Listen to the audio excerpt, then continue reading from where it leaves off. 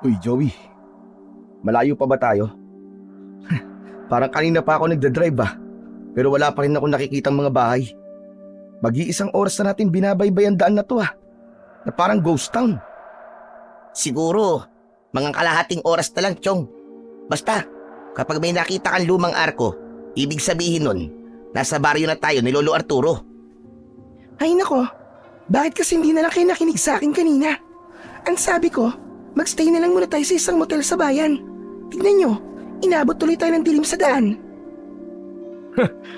Itong si Joey ang sisihin mo, Hazel. Siya ang may sabi na malapit na tayo sa baryo ng lolo niya. Ang kasalanan ko lang naman naniwala ako sa kanya.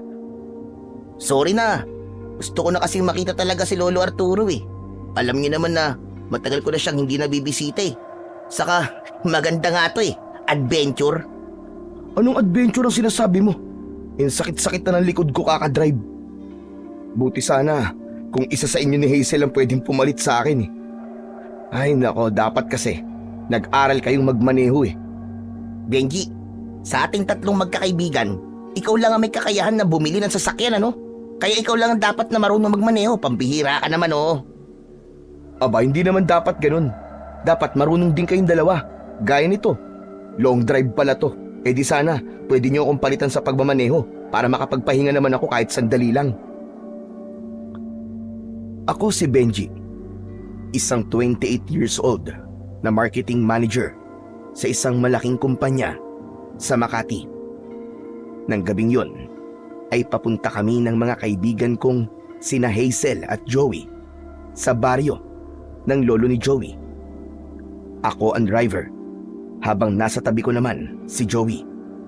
Si Hazel ay nasa backseat. High school pa lang ako ay magkakaibigan na kaming tatlo. Halos 5 taon din kaming hindi nagkita-kita dahil si Hazel ay lumipat sa Davao habang si Joey naman ay nagtrabaho sa Dubai. Kaya naman, nang umuwi si Joey sa Pilipinas, ay naisipan naming magkaroon ng reunion. Mula Davao ay lumipad si Hazel papunta sa Maynila para magkita-kita kami. Nang nalaman namin ang plano ni Joey na bisitahin ang lolo niya na nakatira sa malayong baryo, ay naisip namin ni Hazel na sumama sa kanya.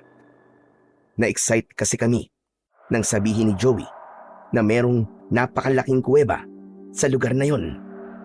Nung hindi pa kasi kami magkakahiwalay, ay madalas kaming maghanap ng adventure. Umaakyat kami ng bundok at nag-e-explore sa mga kuweba. Oh, tingnan nyo. Ayan na yung lumang arko. Sabi ko naman sa inyo malapit na tayo Hay sa wakas, makakapagpahinga na rin tayo ng maayos. Siguraduhin mo lang na maganda yung kuwebang pupuntahan natin, Joey Dahil kapag hindi, ay nako, mayayari ka talaga sa akin. Ayokong mauwi sa wala tong pagod ko ngayon Hala, bakit naman may pagbabanta pang kasama? Huwag kang mag-alala, Chong. 100% sure ako na magugustuhan niyo yung kuweba rito. Wala kasing turista na nagpupunta rito kasi nga sobrang layo Kumbaga, wala ring masyadong tao ang pumapasok sa kuwebang yun. Pero hindi kaya magulat ang lolo mo sa pagdating natin, Chong? Hindi mo ba siya sinabihan? Paano ko naman masasabihan si Lolo Arturo na darating tayo? Walang signal sa lugar na to. Saka wala ring cellphone si Lolo, no? Pero huwag kayo mag-alala, mabait naman yun Paniguradong matutuwa yun kasi binisita natin siya. Wala bang kasamang lolo mo sa bahay niya? Wala, mag-isa lang siya ron. Siguro mga 10 taon na. Nang namatay si Lola, ay wala na siyang kasama sa bahay. Grabe, ang lakas naman pala ng lolo mo. Biruin mo, 10 years na siyang walang kasama. Pero bakit hindi niyo man lang siya kunin? Doon niyo siya patirahin sa bahay niyo. Sinabi na namin dati ang kay Lolo Arturo. Ilang beses na siyang kinausap ng tatay ko na doon na lang sa Maynila tumira. Pero wala, ayaw niya Palagi niyang sinasabi na hindi niya iiwan ang baryong to at dito na siya mamamatay. Saka, kilalang albularyo kasi rito si Lolo. Siya ang nag-iisang albularyo rito. Kaya sinasabi niya na kapag umalis siya rito, ay wala nang matatakbuhan ng mga tao kapag meron silang sakit. Chong, bakit hindi ka sumunod sa yapak ng lolo mo? Dapat nagpaturo ka sa kanya ng panggagamot. Malay mo, marunong din siyang gumawa ng gayuma, o di ba? Eh di sana, nagayuma mo yung mga babaeng niligawan mo dati. Hindi ka sana palaging nababasted. Hindi ko alam kung matatawa ako o maiinis sa sinabi mo, Chong eh. Bakit nami-personal ka na, Benji? Gusto mo bang pag-usapan din natin yung ikinasal ka na sana pero ipinagpalit ka ng ex mo sa best friend niya? Hoy, pwede ba Joey? Huwag mo nga mabanggit-banggit ang babaeng yun. Hehehe, biro lang. O ano ba? Tama na nga kayong dalawa. Mamaya magsuntukan pa kayo eh. Ipapaalala ko lang sa inyo na kaya tayo ng tito ay para magbakasyon at maghanap ng adventure. Kaya iwasan niyo muna magkapikunan. Nagbibiroan lang naman kami, Joey. Parang hindi mo naman kami kilala. Alam mo naman na banding na namin na mag-asaran. Pero Joey, didiretsuhin ko na lang ba tong daan? Oo, medyo nasa dulo pa ng baryong to ang bahay ni Lolo Arturo eh. Basta, kapag may nakita kang puno ng balete sa magkabila ang daan, ay malapit na tayo. Kaya magdahan-dahan ka na lang sa pagmamaneho mo. Pambihira ka. Parang alam ko naman ang itsura ng puno ng balete. Sabihin mo na lang sa akin kapag malapit na tayo. Bagyang natawa si Joey. Medyo binawasan ko ang bilis ng pagpapatakbo ko ng sasakyan. Napakatahimik sa baryong yon. Lahat ng bahay na nadadaanan namin ay puro kubo.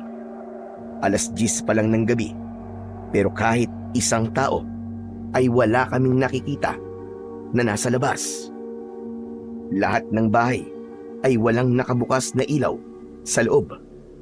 Kundi ko alam na may mga taong nakatira sa lugar na yon, ay iisipin ko talaga na isang ghost town ang pinuntahan namin. Maya-maya pa ay kinalabit ako ni Joey sa braso at meron siyang itinuro sa akin.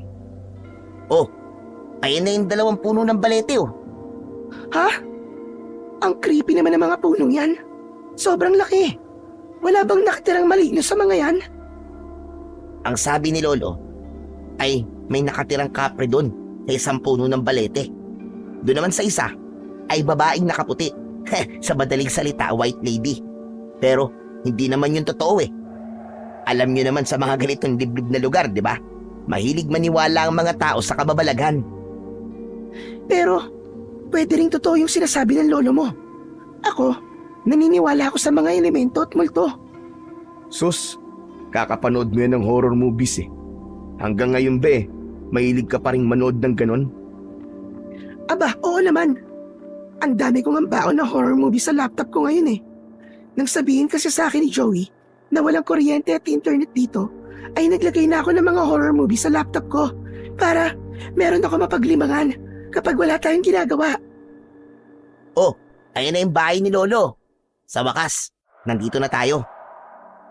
Inihinto ko na ang sasakyan sa tapat ng isang bahay. Nagawa sa plywood ang dingding at yero naman ang bubong. Kahit papano ay nasilayan ko ang bahay ng lolo ni Joey dahil sa ilaw sa unahan ng aking kotse. Nakatayo ang bahay na yon sa isang malawak na bakuran na may mangilang-ilang puno sa paligid. Bumaba na kaming 3. Kinuha na namin ang mga gamit namin sa likod ng sasakyan. Habang naglalakad kami palapit sa nakasaradong pinto ng bahay, ay tumaas ang balahibo ko sa aking mga braso. Pakiramdam ko ay may mga matang nakasunod sa amin ng mga oras na yon. Pero hindi ko yon pinansin dahil sa pagod na ako at wala akong ibang gustong gawin kundi ang humiga at matulog. Kumatok si Joey sa pinto at tinawag nito ng paulit-ulit ang pangalan ng lolo niya. Maya-maya pa ay bumukas ang pinto. Isang matandang lalaki ang bumungad sa amin. Matangkad siya na may katamtamang pangangatawan. May hawak siyang lampara na may sindi. Sino ba kayo? Kayo ba'y magpapagamot? Abay, pwede bang bukas na lang kayo ng umaga bumalik at ako'y nagpapahinga na? Sigurado ka ba na bahay ito ng lolo mo, Joey? Bakit hindi kanya kilala? Lolo Arturo, hindi niyo po ba ako naaalala? Ako po to si Joey, ang pinakagwapo niyong apo. Joey! Ikaw ba yung panganay na anak ni Tomas? Ako nga po, Lolo Arturo. Aba, pasok kayo. Abay, pasensya ka na at hindi kita nakilala. Bata ka pa kasi noon, nung huling beses ka nagpunta rito. Binuksan na ni Lolo Arturo nang malaki ang pinto. Pumasok na kaming tatlo. Nagsindi pa ng 2 lampara si Lolo Arturo upang maging mas maliwanag ang lugar. May tamang laki ang bahay ni Lolo Arturo. Nasabi ko sa aking sarili na albularyo nga talaga ang lolo ni Joey dahil meron doong mga bote na may laman na langis. May mga nakasabit din na pinatuyong halamang gamot. Magkakatabi kaming umupo sa mahabang upuan na gawa sa kawayan habang si Lolo Arturo ay nakatayo sa harapan namin. Pasensya na kayo at walang kuryente rito sa aming lugar. Sino pala yung mga kasama mo, Joey? Mga kaibigan ko po, Lolo Arturo. Ito po si Hazel at siya naman po si Benji. Sorry po hindi kami nakapagsabi na pupunta kami rito. Walang problema yun sa akin. Bakit nyo naman naisipang magpunta rito? Ang totoo po niyan, Lolo Arturo, gusto ko po kasi kitang makita. Hindi ba, ang tagal na po nating hindi nagkikita. Sa kakauwi ko lang po. Galing po kasi ako ng Dubai. Kaya marami po akong dalang pasalubong para sa inyo, Lolo Arturo. Gusto rin po ng mga kaibigan ko na mapuntahan po itong baryo nyo. Abay, ganun ba? Nakakatuwa naman. Teka, kayo ba'y nagugutom? Gusto nyo bang ipagluto ko kayo ng makakain? Nako, huwag na po kayo mag-abala. Kumain na po kami kanina eh. Oo nga, Lolo. Ang gusto na lang po namin gawin ay magpahinga. Alam niyo naman po, napakahaba po ng binahe namin papunta rito. Mabuti na lang at palagi ko nililinis yung kwartong tinutulugan nyo noon kapag nagpupunta kayo rito ng tatay mo. Kung hindi na kayo kakain, ay mas mabuti pang dalin mo na mga kaibigan mo ron, Joey. Sige na, bukas na lang tayo ulit magkwentuhan. Sige po. Hazel, Benji, tara na. Matulog na tayo nang makapagpahinga. Sumunod kami ni Hazel kay Joey sa isang kwarto. Dinala ni Joey ang isang lampara para merong kaming ilaw doon. Ipinatong ni Joey ang lampara sa maliit na lamesa. Meron doon 2 higaan na parehas na pang-isahang tao lang. Kayong dalawa dyan sa papag. Ako naman ay maglalatag dalan dito ng banig. Teka, Chong, sigurado ka bang diyan ka sa sahig maglalatag? Baka sumakit ang likod mo kapag diyan ka natulog. Pwede namang si Hazel sa isang higaan tapos tabi na lang tayo sa isa. Ayos lang ako. Saka sobrang antok ko. Kahit sa higaan na may libo-libong pako pa, ay magagawa kong makatulog. Ikaw talaga. Ikaw ang bahala. O sige na, Chong, matutulog na ako. Talagang pagod na rin ako eh. Habang naglalatag sa sahig si Joey, ay humiga na ako. Nasa tabi ng bintana ang papag ko. Kahit walang electric fan doon, ay malamig pa rin. Kaya hindi nagtagal, ay nakatulog na ako. Tanghali na nang nagising ako ng sumunod na araw. Ako na lang mag-isa sa kwarto. Paglabas ko ng kwarto, ay nakita ko sina Hazel, Joey at Lolo Arturo sa labas. Nagpapakain sila ng mga manok. Hinanap ko ang banyo. Nakita ko yon sa may kusina. Sandali lang akong gumamit ng banyo at paglabas ko ay nasa kusina si Joey habang umiinom ng tubig. Gising ka na pala, Chong. Kumain ka na dyan. Ipinagtabi ka namin ng almusal. Ikaw na ang bahalang magtimpla ng kape mo. Thank you, Chong. Napasarap yung tulog ko eh. Napakalamig pala rito, lalo na kapag gabi. Sinabi mo pa. Medyo mataas kasi ang kinaroroonan ng lugar na to. Kaya hindi nakapagtataka na malamig. Tumango na lang ako at nagtimpla ko ng kape para makapag-almusal. Sa lamesa ay merong pandesal at pritong itlog. Mag-isa akong kumain habang si Benji ay muling lumabas ng bahay. Halos hindi namin nagawang kausapin si Lolo Arturo buong maghapon dahil abala siya sa panggagamot sa mga taong nagpupunta sa kanya. Hindi kami namasyal ng mga kaibigan ko dahil naisip namin na ilaan ang araw na yon sa pagpapahinga. May makikitang duyan at upuan sa harapan ng bahay at yun ang naging tambayan namin. Ako ang nakahiga sa duyan habang sina Hazel at Benji naman ay nakaupo habang kumakain ng mangga na kinuha ko sa puno na nasa likod ng bahay. Alam nyo, pagtanda ko, gusto ko sa ganitong lugar din ako titire. O kaya yung malapit sa dagat. Gusto ko kasi na kapag matanda na ako, ay tahimik na ang kapaligiran ko tulad nito. Yung simple lang ang buhay. Eh di sa sementeryo ka tumira. Ang paniguradong mas tahimik dun, Chong. Uy, sira ulo naman to. Seryoso ako. Puro ka naman biro eh. Bakit? Kaya mo ba na walang internet at kuryente? Oo naman no. Mas okay nga yung ganung buhay eh. Wala nang makakaalam kung ano nangyayari sa akin. Basta ako, hindi ako pwedeng tumira na matagal sa ganitong lugar. Hindi ko kaya ng walang internet. Saka walang bar at club dito. Paano ako mag-i-enjoy, di ba? Paano ko aaliwin ang sarili ko? Eh di magpatuka ka ng manok o di kaya naman magtanim ka ng mga gulay. Si Lolo Arturo nga tignan mo, nakatagal dito di ba? Iba naman kasi si Lolo Arturo.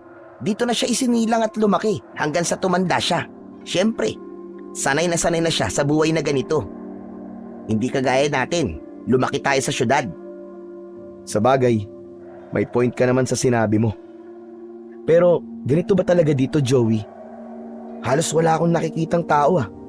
Kung wala ngang nagpapagamot kay Lolo Arturo, iisipin ko na tayo lang ang taong nandito. Sa pagkakatanda ko, ay hindi naman ganito nung huling pumunta ako rito. Kapag ganitong oras nun, maraming bata ang naglalaro sa labas. Tapos, marami ring mga tao na kung ano-ano ang ginagawa. Kaya nga, parang medyo naninibago rin ako ngayon dito eh. Ay, oo nga pala. Saan pala tayo pupunta bukas? Pupuntahan na ba natin yung kuwebang sinasabi mo, Joey? Pwede naman. Kung kaya na ng lakas nyo. Bakit? Talaga bang napakalaki ng kuweba na yon? Sobrang laki, Chong. Pero sa dulo nun, ay merong napakalinis at malamig na batis. Yun ang target nating puntahan. Pwede na tayong mag-camping dun kahit isang gabi lang. Safe ba ron, Chong? Wala bang mabangis na hayop o kaya makamandag na ahas? Wala. Isinama na ako dati doon ni Lolo at napuntahan ko na rin yung bati sa dulo ng kuweba. Sigurado ko na magugustuhan nyo ron. Maganda talaga. Siguraduhin mo lang dahil ayokong masayang ang napakahabang biyahe natin para makapunta rito. Ikaw talaga, Benji oh. Wala ka bang tiwala sa akin? Dadaling ko naman ba kayo rito kung hindi kayo magagandaan sa pupuntahan nating kuweba? Basta, magtiwala lang kayo sa akin. Kumuha ako ng isang mangga at sinimulan ko yung kainin. Hindi na ako nagsalita at hinayaan ko ang sarili ko na mag-relax sa duyan. Naisip ko na kailangan kong sulitin ang 1 linggong pananatili namin sa lugar na yon dahil paniguradong pag-alis namin ay kailangan ko na namang harapin ang realidad. Kinagabihan ay nagluto ng tinolang manok si Lolo Arturo para sa aming hapunan. Natuwa ako dahil hindi ko na maalala kung kailan ako huling kumain ng lutong bahay. Sa apartment ko kasi sa Makati ay madalas na nagpapadeliver lamang ako ng pagkain dahil hindi ako marunong magluto. Kung hindi naman ay bumibili na lang ako sa labas. Mag-isa lang kasi akong nakatira doon dahil nasa probinsya ang pamilya ko. Grabe, ang sarap niyo pala magluto, Lolo Arturo. Ito na po ang pinakamasarap na tinola na natikman ko. Nako, mas masarap magkalderetang kambing si Lolo. Kapag natikman niyo yun, aba, makakalimutan niyo panigurado ang pangalan niyo. Huwag mo na ngang masyadong binubuhat ang bangko ko, Apo. At baka maniwala ang mga kaibigan mo. Nagsasabi lang naman po ako ng totoo, Lolo Arturo eh. Pwede niyo po ba kaming lutuan ng kalderetang kambing, Lolo? Hayaan nyo. At bukas ay titingin ako sa talipapa kung may nagtitinda ng karne ng kambing. Ay oo nga pala. Gaano ba kayo katagal dito magbabakasyon? Mga 1 linggo po siguro, Lolo Arturo. Ganong katagal lang po kasi ang leave ko eh. Si Hazel naman po ay babalik na po sa Davao kaya baka kaming dalawa na lang po ni Joey ang madalas na magkikita pagbalik po namin sa Maynila.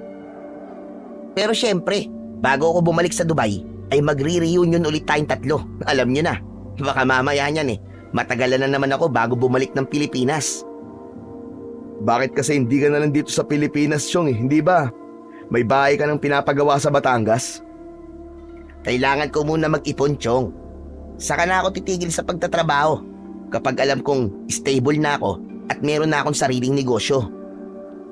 Sa bagay, malay mo, maituloy na natin yung plano nating business, di ba?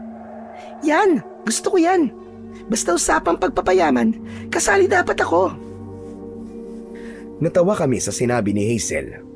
Matapos yun, ay tumahimik na kami at itinuon na namin ang aming atensyon sa aming kinakain. Makalipas ang ilang sandali, ay nagsalita si Lolo Arturo. Oo nga pala, Joey. Bakit hindi may pasyal dito sina Benji at Hazel? Baka naiinip na sila. Dahil kanina maghapon silang nandito lang sa bahay. Mamamasyal naman po talaga kami, Lo. Nagpahinga lang po kami ngayong araw. Di, dalhin mo sila doon sa ilog. O kaya umakyat kayo ng bundok. Naku, Lo, iba po ang ipinunta namin dito. Pupunta po kami ron sa kuweba na nasa gubat. Mahilig po kasi kami mag-explore sa mga ganong klaseng lugar. Napansin ko na sandaling natigilan si Lolo Arturo. Naramdaman ko na hindi niya nagustuhan ang sinabi ni Joey. Nagsali ng tubig sa baso si Lolo Arturo at uminom muna siya bago muling nagsalita. Huwag na kayong magpunta sa kuweba na yon. May iba pang lugar dito na pwede niyong puntahan. Isa pa, wala namang kayong ibang makikita ron kundi puro mga bato lang. Pero Lo, yun na po kasi ang sinabi ko kina Benji at Hazel na pupuntahan namin. Gusto ko pong makita nila yung bati sa dulo ng kuweba. Ipinagmamalaki ko pa naman yun sa kanila, Lo. Tapos, hindi naman po nila makikita o mapupuntahan. Sundin mo na lang ang sinabi ko sa'yo, Joey. Huwag na kayong pumunta ron. Delikado ron. Makinig ka sa akin, Joey. Para rin ito sa kaligtasan nyo. Pero Lo, alam ko po ang pasikot-sikot doon. Kung iniisip niyo po na baka maligaw kami, ay malabo pong mangyari yun, Lo. Kahit matagal na po kung di nakakapunta ron, natatandaan ko pa rin po ang tamang daan sa kuweba. Huwag po kayo mag-alala sa amin, Lo. Hindi ako natatakot na maligaw kayo ron. May iba pang dahilan iyo kung bakit hindi kayo pwedeng pumasok sa kuweba. Ang mabuti pa'y makinig ka na lang sa akin. Kapag sinabi kong hindi ligtas doon, ay hindi ligtas doon. Joey, sundin na lang natin si Lolo Arturo. May iba pa namang pwedeng puntahan sa lugar na to, di ba? Meron naman. Pero iba kasi talaga sa kuwebang yun, Chong eh. Saka yun kasi ang sinabi ko sa inyo na pupuntahan natin. Kaya tayo nandito. Sa akin naman, okay lang. Kahit hindi tayo pumunta sa kuweba. Kung delikado, di ba? Mas maganda kung wag na tayong tumuloy doon. Hindi naman siguro tayo pagbabawalan ni Lolo kung ligtas doon. Bakit po pala delikado ron ngayon, Lo? Natatandaan ko po kasi dati, kayo pa mismo ang umaaya sa akin na pumunta sa kuwebang yon. Iba noon na po, at iba ngayon. Marami nang nangyari sa kuwebang yon sa mga nakalipas na taon. Kung ayaw nyo mapahamak, ay sundin nyo na lamang ang sinabi ko. Huwag na huwag kayong papasok sa kuwebang yon dahil paniguradong mapapahamak lang kayo. Lolo naman eh. Sayang naman po ang pagpunta namin dito. Ganyan na ba talaga katigas ang ulo mo ngayon, Joey? Lolo mo ko, kaya ayokong mapapahamak ka, pati na ang mga kaibigan mo. Kung ayaw mong magalit ako sa inyo, sundin nyo na lang ang sinabi ko. Walang pupunta sa kuwebang yon. Tapos! Napayuko na lang si Joey at napansin ko na disappointed siya dahil hindi na kami pupunta sa kuwebang sinabi niya. Maging ako ay nalungkot din dahil yun naman talaga ang isa sa ipinunta namin sa baryong yon bukod sa pagbisita ni Joey sa lolo niya. Ganun pa man, inisip ko na lang na kung hindi naman talaga delikado ay hindi naman siguro kami pagbabawalan ni Lolo Arturo. Alam ko na ang kaligtasan lang naming magkakaibigan ang inaalala niya. Kinabukasan ng umaga, pagkatapos mag-almusal ay nagpaalam sa amin si Lolo Arturo na magpupunta siya sa talipapa. Nang naiwan kaming tatlo, ay pumuesto kami sa aming tambayan. Inip na inip ako ng sandaling yon. Alam ko na gaya ko ay nawalan na rin ng ganang magpunta sa kung saan sina Hazel at Joey kasi hindi na kami pwedeng pumunta ron sa kuweba na gusto talaga naming puntahan. Paano yan? Ano nang gagawin natin ngayon dito? Parang wala ng thrill kung sa ilog o sa bundok lang tayo pupunta. Ay nako, kaya nga basag trip din talaga si Lolo eh. Asang-asa pa naman ako na madadala kayo ron sa kuweba. Pero sa palagay ko, Chong, totoong delikado ng pumunta sa kuwebang yun. Nag-aalala lang si Lolo Arturo sa atin, kaya pinagbabawalan niya tayo. Siyempre, di ba? Kapag may nangyaring hindi maganda sa atin, kargo niya tayo kasi nandito tayo sa bahay niya. Kaya makinig na lang tayo sa kanya. Pero pakiramdam ko, OA lang si Lolo eh. Ilang beses ko na napunta ng kuwebang yun eh. At kahit napakalaki nun, ay masasabi ko na ligtas talaga doon. Walang mahirap o masikip na daan doon. Ako na nagsasabi sa inyo, ligtas talaga doon. Kung ganun, ano kaya kung pumunta tayo ngayon doon? Kahit sa labas lang tayo, di naman tayo papasok eh. Malayo ba yun, Joey? Oh, akala ko ba? Ang sabi mo eh, makinig na lang tayo kay Lolo Arturo. Bakit ang bilis na magbago ng isip mo?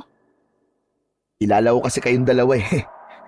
Alam ko na kahit pagbawalan kayo sa isang bagay, basta gusto nyo ay gagawin nyo pa rin. Wala naman akong magagawa kung mag-isa lang akong magsasabi na makinig na lang tayo kay Lolo Arturo. Kasi dalawa kayong kalaban ko. Talagang ang kaibigan ka namin, Benji. Kilalang kilala mo kami ni Hazel. Siyempre naman, high school pa lang tayo magkakaibigan na tayo, di ba? Imposible naman na hindi ko pa kilala ang likaw ng mga bitukan nyo. Pero alam nyo, tara na, umalis na tayo ngayon bago pa dumating si Lolo. Sige, sige. Sandali lang. At magsasarado lang ako ng bahay. Bilisan mo. Nagmamadaling isinarado ni Joey ang pinto ng bahay ni Lolo Arturo. Pagkatapos ay umalis na kami para magpunta sa kuweba. Excited na akong mapuntahan ang kuwebang yon dahil sa mga magagandang bagay na sinabi ni Joey tungkol sa lugar na yon. Pumasok kami sa gubat na napakaraming nagtataasang puno sa paligid. Kaya kahit tirik na tirik ang sikat ng araw, ay hindi namin ramdam ang init. Mahigit kalahating oras kaming naglakad bago namin narating ang bukana ng kuweba. Nalula ako sa laki ng bukana ng kuweba dahil noon lang ako nakakita ng ganung kalaking bukana ng isang kuweba. Inilabas ko ang aking cellphone at kinunan ko ng litrato ang kuweba. Oh, ano nangyari? Bakit ang tahimik niyong dalawa? Isarado niyo na ang mga bibig niyo at baka mamaya pasukan pa yan ng langaw. Grabe, Chong. Napakalaki nga ng kuwebang to. Hindi ko ini-expect na ganito to kalaki. Nasa labas pa lang tayo, Chong, ha? Ano na lang, kapag nasa loob na tayo, Sigurado ko na mas lalo kayong mamamangha kapag pumasok na tayo dyan. Ano, kung gusto nyo, ngayon na tayo pumasok eh. Uy, tumigil ka nga Joey. Ang usapan, dito lang tayo sa labas. Saka, talagang magiging delikado kung papasok tayo nang wala man lang tayong dalang gamit. Tignan mo nga, at nakatsinelas lang tayo. Teka nga Hazel, ako nahihirapan magsalita sa'yo eh. Bakit ka ba napaos? Eh kasi diba, pagkatapos kong mapuyat, kumain ako ng ice cream. Ayan, napaos ako. O ano, tara na. Papasok ba tayo o hindi? Teka Chong, tama si Hazel. Delikado kung papasok tayo ngayon dyan eh. Hindi malabong aksidente ang aabuti natin. Saka, sandali lang tayo rito. Baka kapag nalaman ni Lolo Arturo na pumunta tayo rito, naku, baka magalit sa atin yun. Bakit ba takot na takot kayo kay Lolo Arturo? Hindi yun marunong magalit, no? Sobrang bait kaya nun. Ah, ganun ba, Joey? Hindi ako marunong magalit. Para kaming binuhusan ng napakalamig na tubig nang narinig namin ng seryosong boses ni Lolo Arturo. Paglingon namin sa likuran ay naroon si Lolo Arturo. Nakatayo siya habang nakahalukip-kip. Lolo, ano pong ginagawa niyo rito? Kayo ang dapat kong tanungin yan. Anong ginagawa nyo rito? Ang akala ko ba nag-usap na tayo kagabi? Ano po kasi, naglakad-lakad lang po kami tapos hindi po sinasadya na napunta po kami rito. Sinungaling! Alam ko nagsisinungaling ka dahil lumalaki ang butas ng ilong mo. Joey, huwag na tayo magsinungaling. Lolo Arturo, sorry po kung hindi ka po namin sinunod. Pero wala naman po kaming balak na pumasok po sa loob ng kuwebe. Dito lang po talaga kami sa labas. Gusto lang po namin makita tong kuweba kahit dito lang po sa labas. Umuwi na tayo. Sa bahay na tayo mag-usap.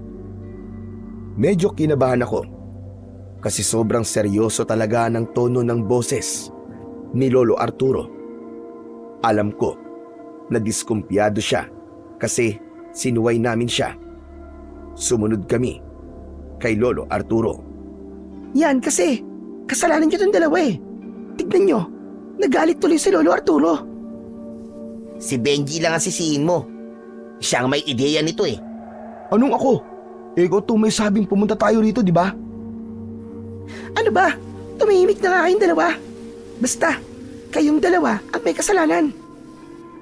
Tumahimik na kami ni Joey hanggang sa nakarating na kami sa bahay ni Lolo Arturo. Magkakatabi kaming umupo sa sala habang si Lolo Arturo naman ay umupo sa pang-isang upuan. Nakayuko kaming tatlo at hindi namin magawang tignan si Lolo Arturo dahil sa nahihiya kami. Maya-maya pa, binasag ni Lolo Arturo ang nakakabinging katahimikan. Anong pumasok sa utak nyo? At sinuway nyo ako? Hindi ba't nag-usap na tayo kagabi? Ang akala ko ba ay nagkakaintindihan na tayo na hindi kayo pupunta sa kuweba na yon? Hindi naman po kami pumasok sa loob ng kuwebe. Doon lang naman po kami sa labas, Lo. Pumasok man kayo o hindi, ay parehas lang yon. Hindi ba't sabi ko ay delikado ang kuwebang yon? Lo, naiintindihan po namin kung bakit po kayo galit sa amin. Pero Lo, gusto po sana naming malaman kung bakit po delikado ron. Baka pwede pong sabihin nyo sa amin ang dahilan para mas maintindihan po namin kung bakit ganyan na lang po katindi ang pagbabawal nyo sa amin na magpunta po sa kuweba na yon. Siguro nga ay dapat ko na sabihin sa inyo ang totoo para mas maintindihan nyo ko. Makinig kayo mabuti. Ang totoo, hindi ang mismong kuweba ang delikado, kundi ang mga nilalang na nakatira sa kuwebang yon. Ho? Teka, nilalang? Mababangis po ba na hayop? Baka makamandag na ahas. Sana nga ay mabangis na hayop lang ang naroon sa kuweba. Pero hindi. Alam ko na baka hindi kayo maniwala sa mga sasabihin ko. Pero ang kuwebang yon ay pinamumugaran ng mga aswang. Po? Ano po? Hindi ka naman siguro bingi, Joey. Tama ang narinig nyo. Mga aswang. Lolo naman eh. Nag-iimbento lang kayo eh. Ilang beses nyo na ba akong sinama sa loob ng kuweba? Pero wala naman po kayong nasabi sa akin na may mga aswang dun. Mahabang panahon na ang nakalipas nang huling beses kang nakapasok sa kuweba na yon, Apo. At sa panahong yon, ay marami na rin ang nangyari. Isang araw, nagulat na lang kaming lahat ng mga taga rito nang may mga aswang na sumalakay dito sa aming baryo. Hanggang sa napag-alaman namin na ginawang pugad na pala ng mga aswang ang kuweba. Ginawa nila yung kuta nila. At kapag hindi pa oras ng kanilang pag-atake at pagkain ng mga tao, ay naroon sila sa loob. At tuwing bilog ang buwan, saka sila lumalabas para pumatay at kumain ng mga tao. Hindi ako naniniwala sa mga aswang. Pero sa paraan ng pagkikwento ni Lolo Arturo, ay parabang sigurado siyang totoong-totoo ang mga sinasabi niya. Pero Lolo Arturo, hindi naman po totoo mga aswang, di ba? Yan ang akala mo, Benji. Sa inyong mga taga-syudad, maaaring hindi sila totoo. Pero sa mga kagaya namin na nakatira sa liblib na lugar at nasaksihan ng pagsalakay ng mga aswang, ay totoong-totoo sila. Ayoko sanang sabihin ito sa inyo dahil ang gusto ko ay maging masaya lang ang pananatili inyo rito. Ayokong magkaroon kayo ng takot sa aming baryo. Pero wala akong magagawa. Masyado kayong makulit. Ayaw niyong makinig sa akin. Kaya mas mabuti pang alam niyo na kung anong meron sa kuwebang yon upang kayo na mismong umiwas sa lugar na yon. Kaya kung ayaw niyong may mangyaring masama sa inyo, gaya ng kamatayan, ay huwag na kayong papasok sa kuweba. Dahil kahit nagpapahinga o natutulog ngayon ng mga aswang na naroroon, ay maaari silang magising para gawin kayong pagkain. Matapos yun, ay tumayo na si Lolo Arturo at nagtungo sa kusina para magluto. Habang kami namang magkakaibigan ay nagkatinginan, pero wala nang naglakas ng loob na magsalita kahit isa sa amin. Matapos kumain ng tanghalian, ay inaya kami ni Joey na magpunta sa ilog. Inihanda na namin ang mga gamit na dadalhin namin. Paglabas namin ng bahay, ay lumapit kami kay Lolo Arturo na nakahiga sa duyan. Alo, pupunta lang po kami sa ilog ah. Maliligo po kami ron. Teka, sa ilog ba talaga kayo pupunta? Opo, Lo. Promise po. Ayaw po namin magagalit kayo eh. Kaya hindi na po kami pupunta sa kuweba. Mabuti naman kung ganun. Ibibigay ko ang tiwala ko sa inyo. At sana ay huwag niyo na ulit yung sisirain. Sige na, lumakad na kayo at mag-iingat kayo. Nagsimula na kaming maglakad papunta sa ilog na nasa paanan ng bundok. Walang espesyal sa ilog na naroon bukod sa malinis na tubig. Marami na kasi akong napuntahang ilog, kaya parang normal na ang ganong tanawin sa akin. Hindi nagtagal ay nagsimula na kaming lumublob sa malinaw at malamig na tubig. Habang nakaupo kaming tatlo sa mababaw na bahagi ng ilog, ay nagsimula kaming mag-usap. Guys, naniniwala ba kayo sa sinabi ni Lolo na may mga aswang sa loob ng kuweba? Ewan ko. Pero kilala ko kasi ang lolo ko eh. Hindi yun sinungaling na tao. Ako, Chong, hindi ako naniniwala. Para kasi sa akin ay katang-isip lamang ang mga aswang. Baka naman talagang mababangis na hayop lang yun, tapos sinasabi ng mga tao rito na aswang. Hindi tayo sure. Kaya mas maganda na sundin na lang natin si Lolo kesa magsisi tayo sa uli. Tama ka naman. Pero alam nyo, na-curious tuloy ako kung totoo ba talaga ang mga aswang. Maniniwala lang siguro ako kung makakakita ako sa personal. Eh di pumasok tayo sa kuweba. Hoy, ayan na naman kayo ah. Parang hindi tayo napagalitan kanina ni Lolo ah. Tumigil na nga kayo. Hindi pa ba kayo nadadala sa nangyari kanina? Talagang gusto niyo pang madagdagan ng galit ni Lolo sa atin? Huwag mong sabihin na naniniwala ka sa aswang, Hazel. Hindi ako naniniwala. Pero hindi rin mali na maniwala tayo na delikado sa kuwebang yon. Kung hindi man aswang, ay baka ibang masamang bagay ang mangyari sa atin kapag pumasok tayo doon sa loob. Ang hilig mong manood ng horror movies, pero matatakotin ka pala. Hindi ako matatakotin, Benji. Marunong lang ako sumunod sa sinasabi na mas nakakatanda sa akin. Magkaiba yon. Sus, parehas din yun. Ano Benji? Gusto bang pumasok sa kuweba? Oo, gusto ko talaga malaman kung may aswang nga doon. Sana meron, para makakita ako ng totoong aswang. Para naman maniwala na ako na may aswang talaga.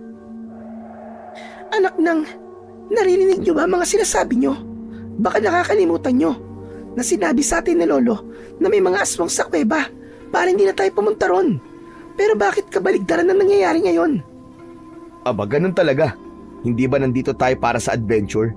Saka ikaw na rin na nagsabi na walang thrill, na nandun lang tayo sa bahay. Eh di maghanap tayo ng thrill. Oo nga, gusto ko ng thrill. Pero hindi yung thrill na ikakamatay natin. Kung makapagsabi ka naman ng ikakamatay natin ay parang sigurado kang may aswang nga ron sa kuweba. Eh paano kung meron? Paano kung nagsasabi ng totoo si Lolo Arturo? Eh di maganda. Ayaw mo bang makakita ng aswang sa totoong buhay? Saka, mapapatunayan natin na totoo nga ang mga aswang. Kapag wala tayong nakita, ayos lang. At least, napasok natin yung kuweba, di ba? Oo nga naman Hazel, wag kang KJ. Mamayang gabi, kapag tulog na si Lolo, ay saka tayo aalis para pumasok doon sa kuweba. Maimbing kasi ang tulog doon eh. Sigurado naman ako na bago mag-umaga ay makakalabas na tayo sa kuweba. Basta dapat makabalik na tayo sa bahay habang tulog pa si Lolo para hindi niya malaman na umalis tayo. Bahala nga kayong dalawa. Masyado kayo makukulit. Kung gusto niyo sumayin si Lolo, kayo na lang. Naiiritang tumayo si Hazel at kinuha niya ang mga gamit niya. Hindi kami makapaniwala ni Joey nang nag-walk out si Hazel. Hoy, Hazel! Hazel, bumalik ka rito! Ang bilis mo naman magtampo! Kaya nga, nasabihan ka lang ng KJ eh. Joke lang yun. Hazel, balikan na rito. Hindi na kami galit. Pero parang walang narinig si Hazel. Dire-diretso lang siya sa paglalakad papalayo. Natatawa akong napailing. Ganun kasi talaga si Hazel. Kapag napipikon o nagagalit na siya, ay bigla siyang umaalis. Hindi pa rin nagbabago si Hazel, no? Siya pa rin na nag-iisang walkout queen. Sinabi mo pa. Kahit nung high school tayo, ugali niya na yun eh. Pero hindi kaya isumbong tayo ni Hazel sa lolo mo? Patay tayo kapag nagsumbong siya. Eh di isumbong niya tayo. Hindi na tayo tutuloy. Wag naman sana. Talagang curious kasi ako kung ano ba talaga nasa loob ng kuwebe. Ewan ko ba? Nung sinabi ng lolo mo na may mga aswang doon, eh nagkaroon ako ng matinding kagustuhan na pasukin yung kuweba na yon. Biruin mo, Chong ha. Kung totoo ngang may aswang doon, ay mapapatunayan natin sa mga kakilala natin na totoo ngang may aswang. Kung matutuloy tayo mamaya, huwag mong kalimutang magdala ng cellphone ha, para meron tayong pangkuha ng video o picture. Sige, Chong. Magandang ideya nga yan. Para meron tayong ebidensya. Kung sakali, di ba?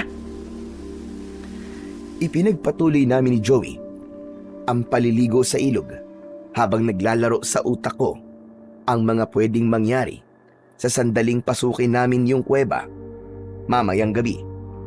Matindi ang excitement na nararamdaman ko dahil may bago na naman akong mai-experience na bago sa buhay ko. Kinagabihan, sa hapunan, ay nakiramdam ako. Hinintay ko na magalit si Lolo Arturo dahil may hinala ako na nagsumbong sa kanya si Hazel sa balak namin ni Joey. Pero hindi kami pinagalitan ni Lolo Arturo, kaya narealize ko na hindi nagsumbong si Hazel. Ikinatuwa ko ang bagay na yon dahil ibig sabihin ay matutuloy kami ni Joey sa plano namin para sa gabing yon. Pagkatapos kumain ay nakipagkwentuhan muna kami kay Lolo Arturo sa labas ng bahay habang si Hazel ay naghuhugas ng pinagkainan namin sa kusina. Nagpaalam ako kina Lolo Arturo at Joey na iinom ako ng tubig, kaya iniwanan ko muna sila sa labas. Pero ang totoo ay gusto kong kausapin si Hazel. Pinuntahan ko si Hazel sa kusina at mataray niya akong inirapan. Napangiti ako kahit alam kong inis pa rin siya sa amin ni Joey. Huy, thank you ah. Hindi mo kami sinumbong kay Lolo Arturo. Ha? Magpasalamat ka. Dahil nasa inyong loyalty ko. Ayoko lang na mapagalitan na naman kayo ni Joey. Ibig sabihin, sasama ka sa amin mamaya sa kuweba? Hindi no? Hindi ako gagawa ng bagay na ikakapahamak ko. Kung gusto niyong ituloy yung pagpunta niyo ron, kayo na lang. Basta, kapag may nangyaring di maganda sa inyo, ay walang sisihan. Ano namang mangyayari sa aming masama? Hindi naman tong unang beses na papasok kami ni Joey sa kuweba. Hindi na bago sa amin yun. Sa kuwebang may aswang, hindi ba bago sa inyo yun? Hindi pa nga tayo sigurado kung may aswang nga ron, di ba? Yun na nga eh. Hindi tayo sigurado. Kaya bakit pa kayo papasok doon? Hindi ba kayo nakukonsensya? Nasusuwayin niyo na naman si Lolo Arturo? Bakit kasi ang negative mo mag-isip? Ano ka ba, Benji? Nag-aalala lang ako sa pwedeng mangyari sa inyo ni Joey. Bahala na nga kayo. Total, ginawa ko na ang part ko na pigilan kayo. Pero hindi kayo nakinig. Saka, wala na kwenta tong pag-uusap natin. Kasi, desidido na kayong ituloy ang pagpasok niyo sa kuweba. Huwag ka na kasi magalit sa amin. Akala ko ba nandito tayo para magbakasyon at hindi para mag-away? Oh, sinabi mo yun sa amin ni Joey, di ba? Oo nga, sinabi ko yun. Pero sino bang hindi magagalit sa katigasan ng ulo niyong dalawa? Nag-aalala lang ako sa inyo. Isang malalim na paghinga ang pinakawalan ko. Hindi ko na kinausap pa si Hazel dahil ramdam kong naiinis na siya sa akin. Iniwanan ko na siya roon at binalikan ko na si Lolo Arturo at Joey sa labas upang ipagpatuloy ang pakikipagkwentuhan sa kanila. Ikinuwento sa amin ni Lolo Arturo ang nangyaring mga pagsalakay ng mga aswang sa baryo nila. Nalaman ko na maraming mga tao pala ang namatay at nagdesisyong umalis sa lugar na yon dahil sa mga aswang. Pero imbis na matakot ay mas lalo pang tumindi ang kagustuhan kong pasukin ang kuweba para malaman ko kung totoo nga ba ang mga aswang. Maya-maya pa ay naghanda na kami ni Joey para sa pagpunta namin sa kuweba. Habang gising kami ay natutulog na si Hazel. Meron kaming tig-isang malaking bag na may nakalagay na climbing rope na gawa sa dynamic nylon, carabiners at isang descender para kung sakaling kailangan naming bumaba sa patayong bahagi ng kuweba ay hindi kami mahihirap. May mga suot kaming knee pads, gloves at elbow guards bilang proteksyon. Nakasuot din kami ng helmet na may headlamp. Hindi rin namin kinalimutang magdala ng energy bars, bottled water at first aid kit. Nang masiguro namin na wala na kaming nakalimutan ay tahimik kaming lumabas. Sinigurado namin na hindi magigising si Lolo Arturo at matagumpay naman kaming nakalabas. Hindi na maitago ang excitement ko nang nasa loob na kami ng gubat. Sobrang excited na ako sa gagawin natin to, Joey. Sayang at hindi natin kasama si Hazel, no? Kaya nga mas masaya sana kung sumama siya. Mukhang ayaw niya talagang sumama eh.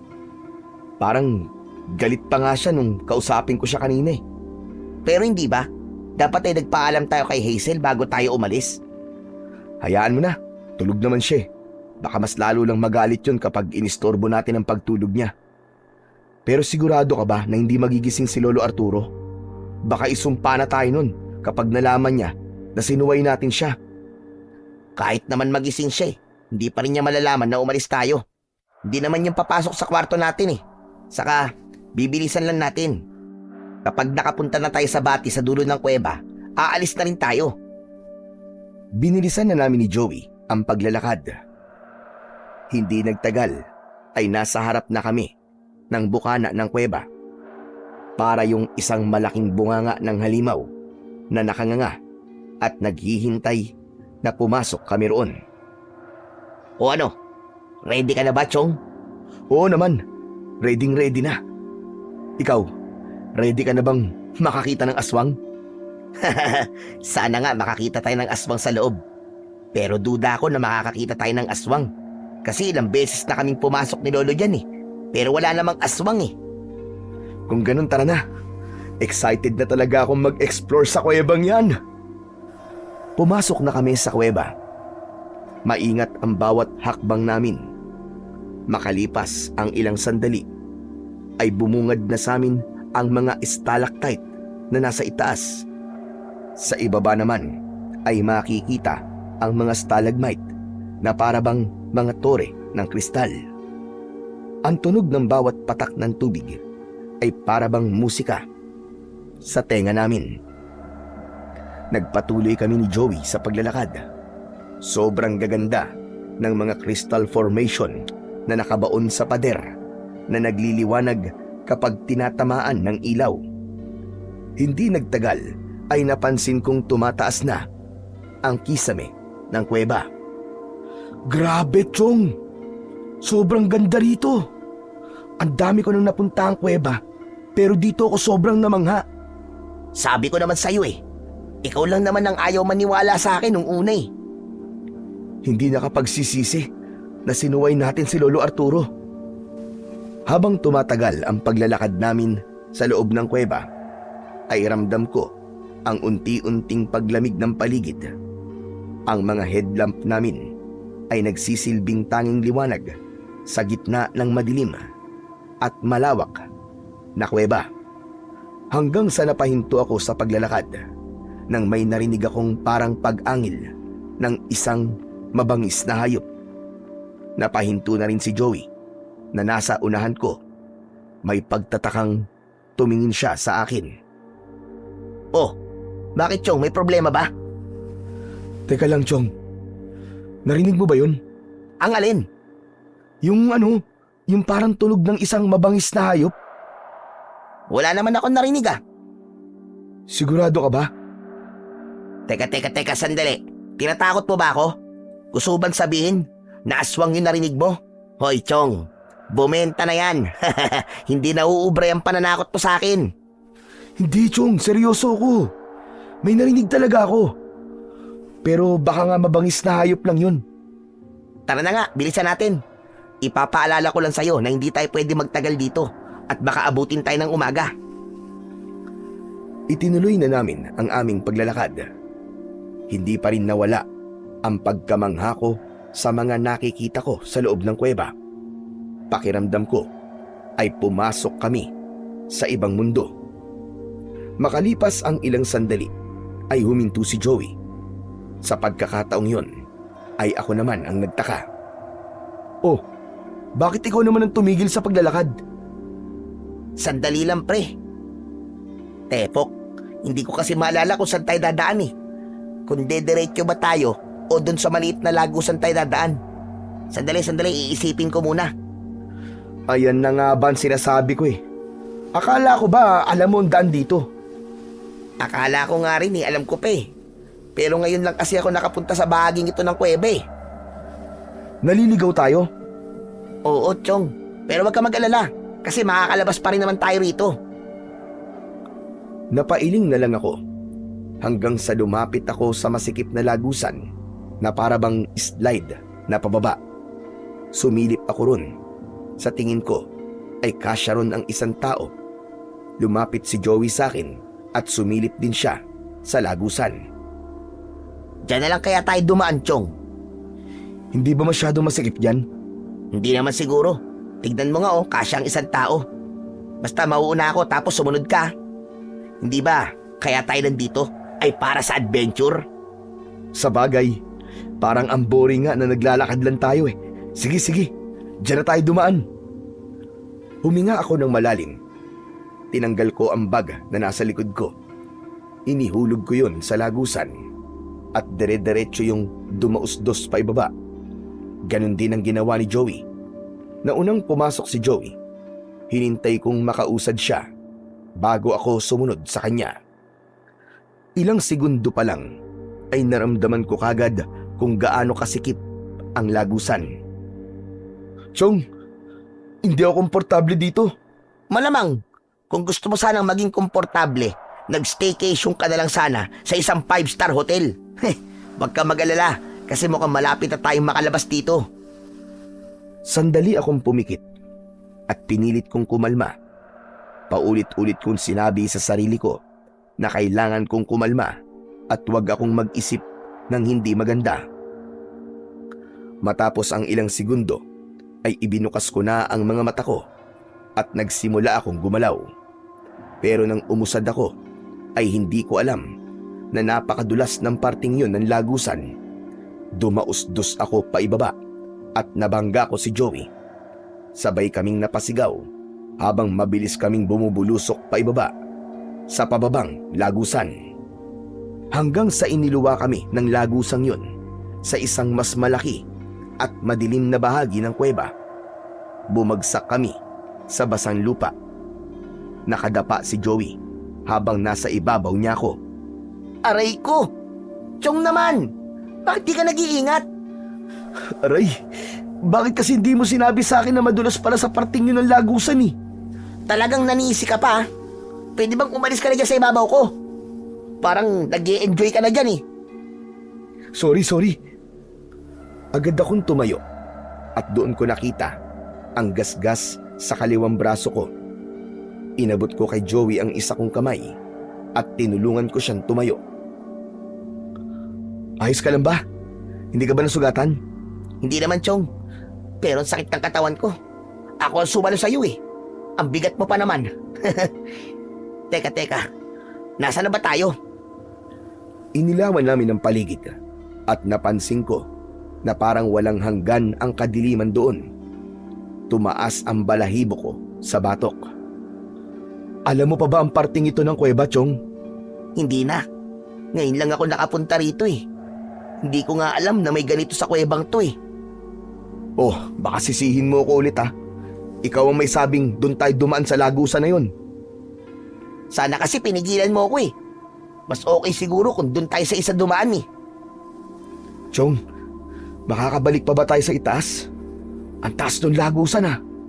Eh di maghanap tayo ng ibang daan. Sigurado ko na meron naman tayong madadaanan para makabalik tayo sa taas eh. O ano? Tara na. May magagawa pa ba ako? Tara na. Basta ikaw ang mauna. Kinuha namin ang aming bag at isinukbit ulit namin yon sa aming likod. Nauna ng bahagya si Joey sa paglalakad. Inilabas ko na ang isa ko pang flashlight upang mas makita namin ng mabuti ang aming dinadaanan. Mas mahirap ang daan doon dahil mas malalaki ang mga bato. May mga pagkakataon na kailangan naming umakyat sa mga malalaking bato. Dapat pala, Chong. Nakinig na lang tayo kay Lolo Arturo eh. E di sana may imbing pa ang tulog natin sa oras na to gaya ni Hazel. Huli na para magsisi ka, Chong. Saka, kaya nga tayo nandito para sa adventure, di ba? Mas okay nga to eh.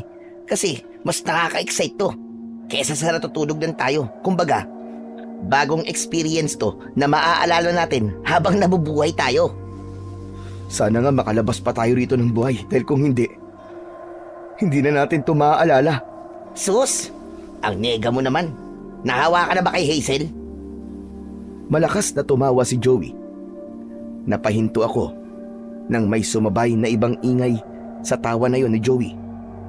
Muli kong narinig yon, parang pag-angil ng isang mabangis na hayop. Pero sa pagkakataon na yon ay parang marami na sila. Joey. Sandali. Ano yun? Sigurado ako narinig mo rin yun. Ang alin ba? Yung parang umangil na hayop. Pero parang ang dami nila, Chong. Ayan ka na naman sa pananakot mo eh. Hindi ako nananakot. Seryoso ko. Sa tingin mo ba, may oras pa ako magbiro at manakot sa sitwasyon natin ngayon? Mabamalay ko sa'yo. Alam mo, huwag mo nang pansinin yung mga narinig mo. Baka mga paniki lang yun. Para namang hindi mo alam na maraming paniki sa mga ganitong kuweba. Alam ko ang huni ng paniki at sigurado ako na hindi paniki yung narinig ko. Paniki man o hindi, ang isipin na lang natin ay kung paano tayo makakabalik sa itaas. Tara na nga. Sayang oras natin kung palagi tayong titigil sa paglalakad eh.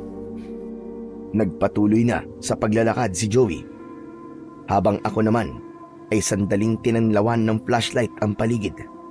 Siniguro ko na walang hayop ang naroon na maaaring umatake sa amin bago ako sumunod kay Joey. Kalahating oras na ang lumipas, pero tila walang katapusan ang mabatong daan na tinatahak namin. Sanay ako sa mga ganong activity, pero dahil sa masyadong malalaki ang mga bato sa dinadaanan namin, ay mabilis akong nakaramdam ng pagod. Halos maubos ko na ang baon kong tubig dahil panay ang inom ko. Hanggang sa hindi ko na kinaya at umupo na ako sa isang malapad na bato. Nang nakita ko ni Joey, ay lumapit siya sa akin. Oh, anong ginagawa mo dyan, Chong? Hindi ba sabi ko eh, huwag na tayong huminto sa paglalakad? Teka, sandali lang, Chong. Di ko na talaga kaya eh. Pwede bang kahit 5 minutes break lang? Yan. Kulang ka na kasi sa exercise, kaya ang bilis mong mapagod. Tignan mo ko, parang kayang-kaya ko pang maglakad kahit 5 oras eh.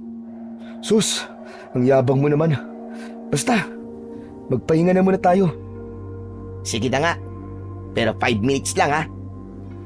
Umupo si Joey sa tabi ko at naglabas siya ng isang bottled water para uminom.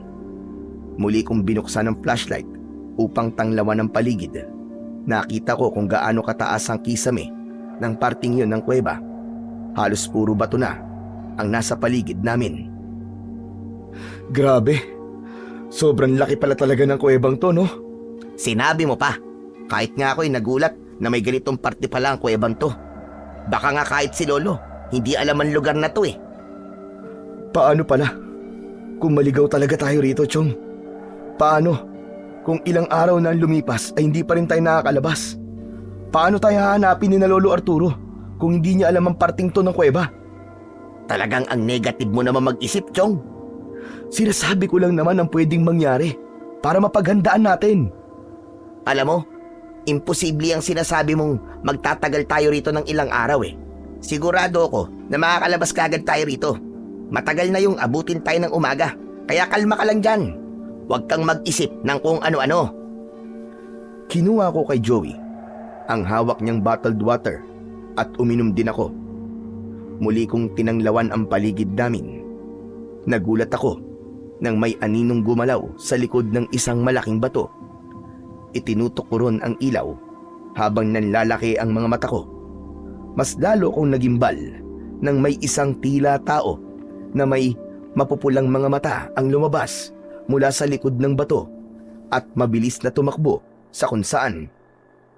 Sa bilis gumalaw ng nilalang na yon ay hindi ko na alam kung saan siya nagpunta. Kinakabahan na nagpalipat-lipat ako sa pagtutok ng ilaw ng flashlight sa iba't ibang parte ng kinaroroonan namin. Uy! Ano ba ginagawa mo? Para kang may hinahanap dyan akong ano ah.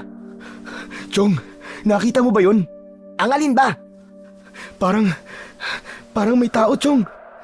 Nandun siya sa malaking bato na yung kanina. Nakakatakot ang itsura niya. Mapulang-mapula ang mga mata niya na para bang umiilaw sa dilim. Baka naman mabangis na hayop lang yung nakita mo. Baka baboy mo. May baboy mo ba sa loob ng kuweba? Hindi ko alam. Bakit? Baboy mo ba ako para malaman ko? Pambihira ka, oo. Sigurado ko, Chong, na hindi baboy mo o kung anong hayop yun. Parang sa taong katawan niya, Chong. Tapos ang bilis niyang gumalaw. Hindi kaya totoong sinabi ni Lolo Arturo? Hindi kaya meron talagang aswang sa kuweban to? Eh di maganda kung may aswang nga. Hindi ba ikaw na nga rin ang nagsabi na gusto mo makakita ng totoong aswang sa personal? Hindi naman ako seryoso sa bagay na yun eh. Kakaibang nilalang yung nakita ko kanina, Chong. Hindi yun isang mabangis na hayop lang. Kailangan na natin makalabas dito. Dahil baka kung ano pang mangyari sa atin. Oo na. Tara na. Hanapin na natin ang daan palabas. Ramdam kong hindi sineryoso ni Joey ang mga sinabi ko sa kanya, habang ako ay unti-unting tumitindi ang takot na nararamdaman. Nang tumayo na si Joey, nagsimula na siyang maglakad, ay hindi na ako umalis sa tabi niya.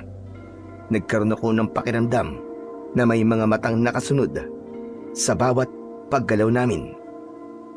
Makalipas ang ilang minuto, ay narating na namin ang dulo ng dinadaanan namin. Isang lagusan ang sumalubong sa amin. Papasok na sana si Joey sa lagusan nang hawakan ko ang braso niya. Teka, sandali lang, Chong. Sigurado ka ba? Naligtas kung dyan tayo dadaan? May iba ka pa bang nakikita na pwede natin daanan? Luminga ako sa paligid. Tinanglawan ko ang paligid namin, maging ang mataas na bahagi. Wala akong nakitang ibang pwede naming daanan, kundi ang lagusan lang na nasa aming harapan. Naglabas ng lighter si Joey. Sinindihan niya yun at itinapat niya sa lagusan ang lighter. Gumalaw ang apoy. O ano, nakita mo naman. Gumagalaw ang apoy, ibig sabihin, hindi dead end ang lagusan na to. Baka nga ito na ang daan para makapunta ulit tayo sa itaas na bahagi ng kuwebe. Sige. Wala naman tayong ibang madadaanan eh. Naunang pumasok si Joey sa lagusan. Kailangan naming yumuko roon. Nang marating na namin ang dulo ng lagusan, ay isang malawak na parte ng kuweba ang napuntahan na naman namin. Sabay naming binuksan ang flashlight at tinanglawan namin ang paligid.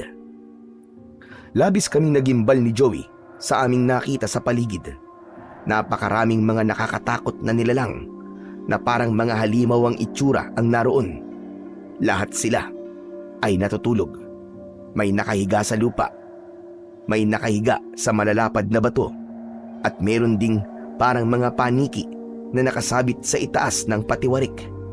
Mahahaba ang mga daliri nila na may matutulis na mga kuko. Payat ang kanilang pangangatawan at ang balat nila ay kulubot na para bang katawan ng matandang puno. Nahihintakutang nagtama ang mga mata namin ni Joey. Bubukas sana ang bibig niya para magsalita, pero mabilis kong itinakip ang kamay ko sa bibig niya. Nanlalaki ang mga matang umiling ako, nang ibig sabihin ay wag na wag kang magsasalita, Joey, dahil baka magising ang mga halimaw na nasa paligid. Itinuro ni Joey ang lagusan kung saan kami pumasok, pero may nakita akong isa pang lagusan sa unahan namin. Itinuro ko yung kay Joey at marahan siyang tumango. Nagsimula na kaming humakbang papunta sa isa pang lagusan. Nag-ingat kami ng gusto upang hindi kami makagawa ng ingay. Kahit ang paghinga ko ay pigil na pigil ko. Tinignan ko rin ng maayos ang hinahakbangan ko dahil may mga halimaw na nakahiga sa lupa na kung hindi kami mag-iingat ay baka maapakan namin. Ngunit sa hindi sinasadyang pangyayari ay isang tuyong sanga ang naapakan ni Joey. Gumawa yon ng ingay na umalingaw-ngaw sa paligid. Kasunod nun ay magkakasabay na bumukas ang mga mata ng halimaw. Nakakatakot ang mapupulang mga mata na nasa paligid namin ni Joey. Chong, nagising na sila. Anong gagawin natin? Tumakbo na tayo sa lagusan, Chong. Bilisan natin! Takbo! Napuno ang paligid ng magkakasabay na pag-angil ng mga halimaw. Mabilis kaming tumakbo ni Joey papunta sa lagusan na nasa aming unahan. Iwanan natin ang mga bag natin, Chong! Masyado mabigat ang mga to! Sabay naming inalis ni Joey ang bag na nasa likod namin. Dire-diretso kaming pumasok sa lagusan. Naunang nakalabas si Joey at agad akong sumunod sa kanya. Palapit na ng palapit ang mga yabag. May nakita akong bato na nasa gilid ng lagusan. Joey, tulungan mo akong itulak yung bato! Kailangan nating harangan ng lagusan! Agad namin itinulak ang bato. Napakabigat nun.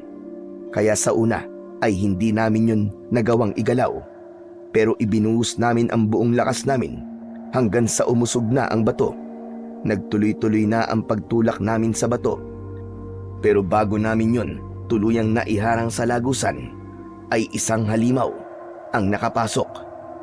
Takot na nagtago si Joey sa likod ko. Kahit paano ay nagpasalamat ako na isang halimaw lang ang nasa harapan namin. Dahil kung hindi kagad namin naiharang ang bato sa lagusan, malamang ay napakaraming halimaw na ang makakaharap namin. Chong, totoo nga sinabi ni Lolo.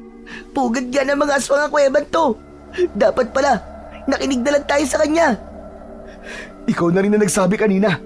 Huli na para magsisi tayo. Harapin na lang natin ang sitwasyon natin ngayon. Hoy! Pangit na aswang! Kung inakala mo natatakot kami sa'yo, ay nagkakamali ka. Kaya wag mo nang subukan pa na saktan kami. Dahil hindi ka magtatagumpay. Kulang sa tapang ang boses ko.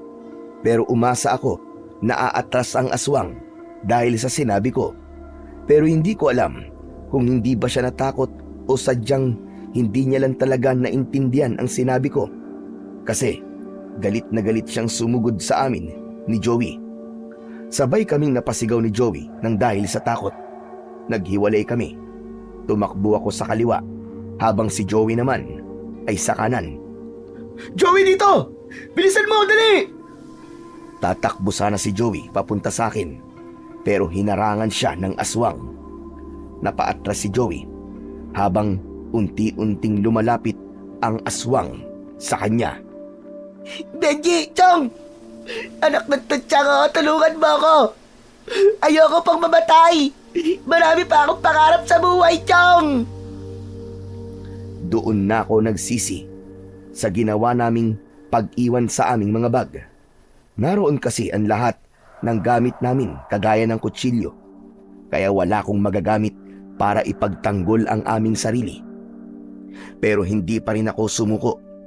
Dumampot ako ng malapad na bato. Tatakbo na sana ako para tulungan si Joey nang biglang sinunggaban ng aswang si Joey. Pumaibabaw ang aswang kay Joey at doon ko naramdaman ang matinding kagustuhan ko na mailigtas ang aking kaibigan sa bingit ng kamatayan. Walang pag-aalinlangan na tumakbo ako palapit sa aswang at malakas kong ipinukpok ang bato sa likod ng ulo nito. Nang humarap sa akin ang nilalang, ay sinindak niya ako sa pamamagitan ng malakas na pagsigaw at pagpapakita ng matutulis niyang mga ngipin na akala mo ay mga kutsilyo. Kahit natatakot ako, ay hindi ako nagpatinag.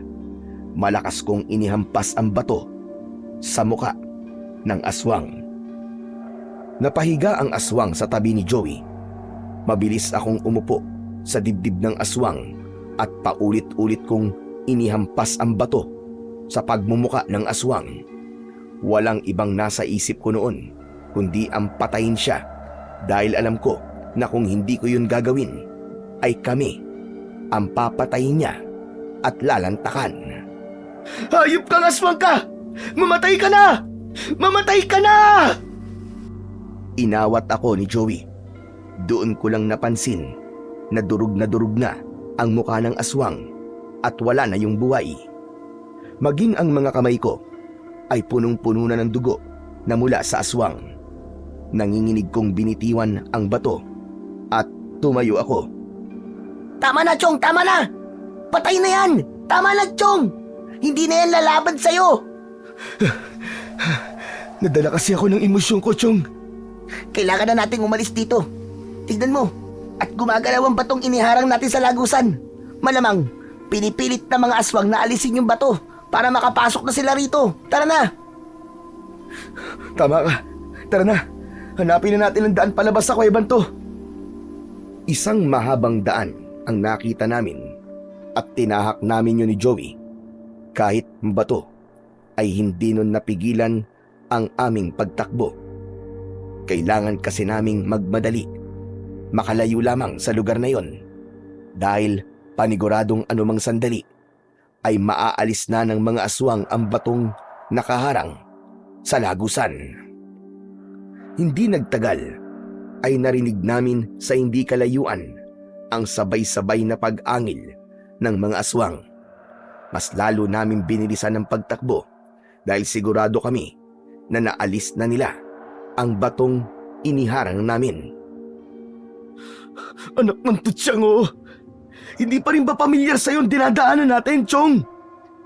Hindi. Hindi ko na rin alam kung nasang parte tayo ng kuweba. Kailangan natin maghanap ng pwedeng pagtaguan pansamantala. Kapag tumakbo tayo ng tumakbo, mapapagod lang tayo. Mas madali nila tayong maaabutan at mapapatay kapag ganun. Patuloy kami ni Joey sa pagtakbo habang mabilis na gumagala ang mga mata ko sa paligid. Hanggang sa may nakita kong butas sa dingding ng kuweba at itinuro ko yun kay Joey. Sinabi ko na doon muna kami magtatago. Pinagsiksikan namin ang aming mga sarili sa butas at pinatay namin ang aming flashlight, maging ang headlamp. Halos hindi na kami humihinga nang dumaan sa harapan namin ang mga aswang. Tumakbo sila sa iba't ibang direksyon. Napapikit ako at sa isip ko ay walang tigil akong nagdasal sa Panginoong Diyos. Ipinagdasal ko na sana ay makaligtas kami ni Joey at makalabas kami ng buhay sa impyerno na kuwebang yon. Hindi nagtagal ay unti-unting naglaho ang pag-angil ng mga aswang hanggang sa tumahimik na ang paligid. Doon ko na binuksan ang aking mga mata. Chong, mukhang wala na sila. Nailigaw na natin ang mga aswang. Salamat sa Diyos. Akala ko talaga katapusan na natin. Pero hindi pa tayo ligtas. Hanggat narito pa tayo sa loob ng kuweba, ay nanganganib pa rin ang buhay natin. Alam ko yun, Chong.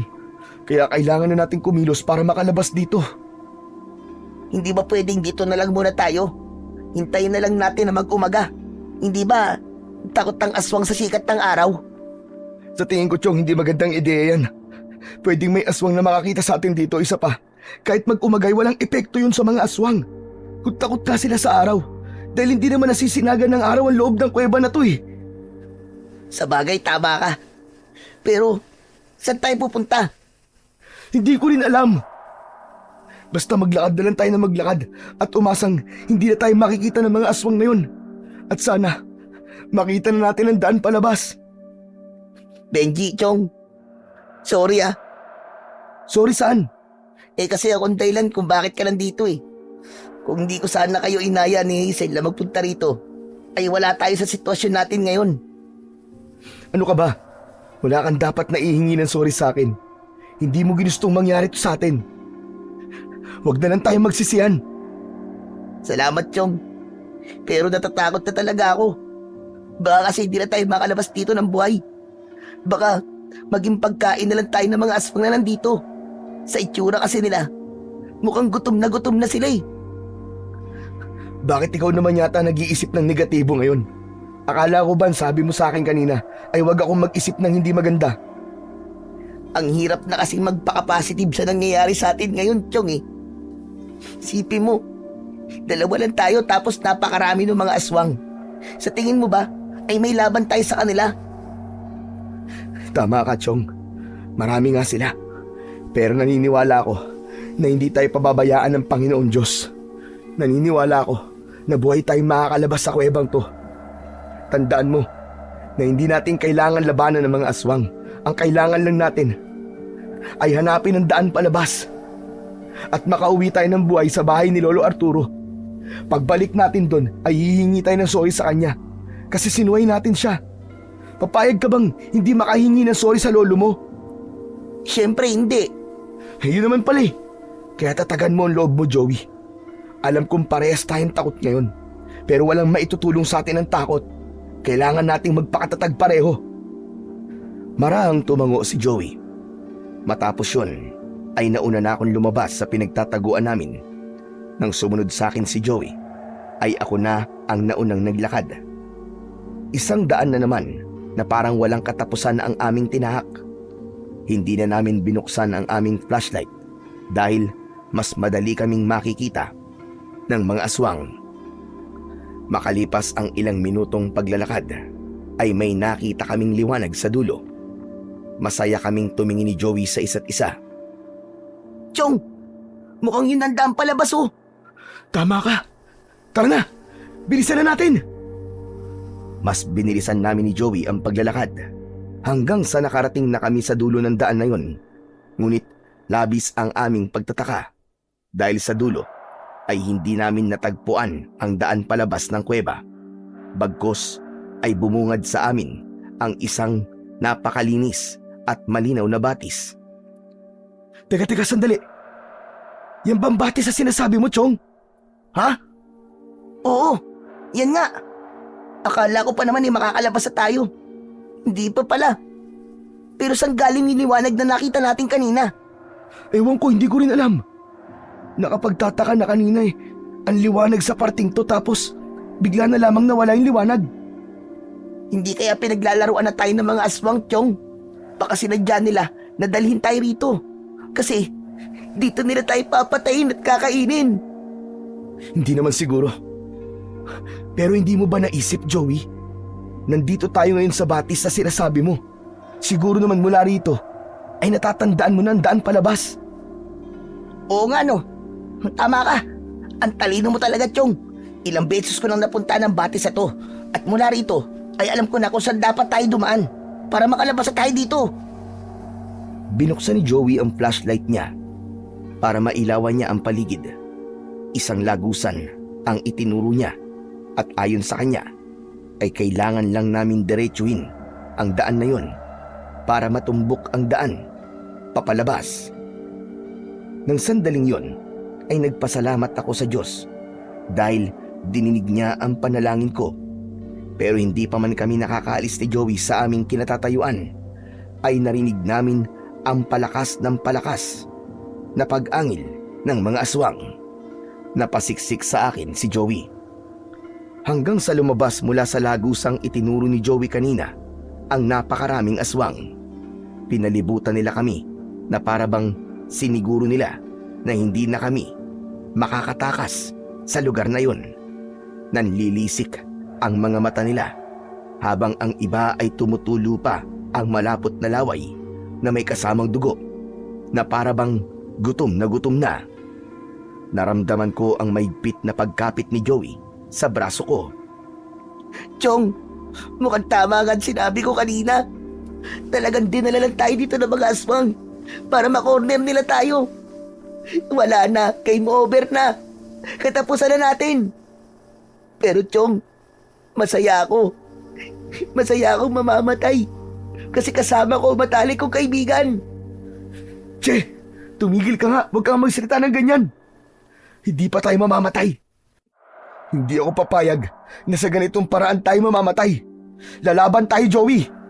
Lalaban tayo. Pero paano natin gagawin yon? Paano tayo lalaban kung dadalawa lang tayo at sandamukal ng mga aswang na gutom ang nasa paligid natin?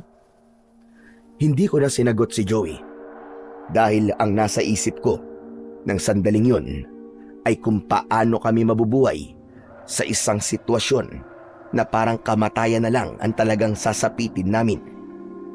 Yumuko ako at dumampot ako ng mga bato. Isa-isa kong tinignan ang mga aswang. Sige! Mga pangit kayong aswang kayo! Lumapit kayo! Lapit! Hindi kami natatakot sa inyo! Lalaban kami hanggang kamatayan! Sige! Lumapit kayo! Pare naman! Huwag mo rin sabihin sa kanila na lumapit sila. Pampira ka oh. Baka mamaya lumapit nga ang mga yan sa atin eh. Sabay-sabay na umangil ang mga aswang. Umalingaw-ngaw ang pag-angil nila sa kabuuan ng kuweba na nagdulot ng matinding takot at kilabot sa akin. Nang nagsimulang lumapit ang mga aswang sa amin, ay pinaulanan ko sila ng bato. Ginaya na rin ni Joey ang ginagawa ko. Dumampot siya ng mga bato at pinagbabato niya rin ang mga aswang. Pero walang epekto ang mga bato sa kanila. May iba na nagagawang iwasan ang mga bato, habang ang ilan ay tila hindi man lang nasasaktan. Palapit na ng papalapit sa amin ang mga aswang na nakapaligid sa amin. Unti-unti kaming umatras ni Joey habang patuloy pa rin kami sa pagbato. Chong, wala na. Mamamatay na talaga tayo dito. Tumahimik ka nga muna! Walang maitutulong sa atin yung mga sinasabi mong yan. Nagsasabi lang naman ako ng totoo eh. Patuloy kami sa pag-atras ni Joey hanggang sa hindi na namin namalayan na nasa gilid na pala kami ng batis. Isa pang hakbang patalikod ang ginawa namin at sabay kaming nahulog sa napakalamig na tubig ng batis. Bumulusok ako paibaba at binalot ng kadiliman ang aking paligid. Hindi ko inasahan na napakalalim pala ng batis na yon. Nataranta ko dahil pakiramdam ko ay may kung anong malakas na puwersang humihila sa akin paibaba. Kahit anong pilit kong lumangoy papunta sa itaas, ay tuloy pa rin ang pagbulusok ko sa pinaka-ibaba ng batis. Hanggang sa naramdaman ko ang pinaka-ibaba ng batis, mas lalo akong nagulat nang may kung anong bagay ang biglang nagliwanag sa harapan ko. Unti-unting lumamlam ang liwanag at doon ko nakita ang isang nagliliwanag na espada na balot ng kalawang. Nang dahil sa kagustuhan kong labanan ng mga aswang, ay agad kong naisip na maaari kong gamitin ang espadang yon bilang sandata laban sa kanila. Walang pagdadalawang isip na kinuha ko ang espada. Sa pagkakataon na iyon, ay nawala na ang puwersang humihila sa akin paibaba at nagawa ko ng makalangoy paitaas. Nang umahon ako sa batis, ay dala ko na ang espada. At sa hindi maipaliwanag na pangyayari, ay nawala ang makapal na kalawang ng espada kasabay ng pagkawala ng liwanag nun. Chong, tulungan mo ako! Napatda ako nang marinig ko ang pagsigaw ni Joey. Nakita ko siya na nakikipagpambuno sa mga aswang.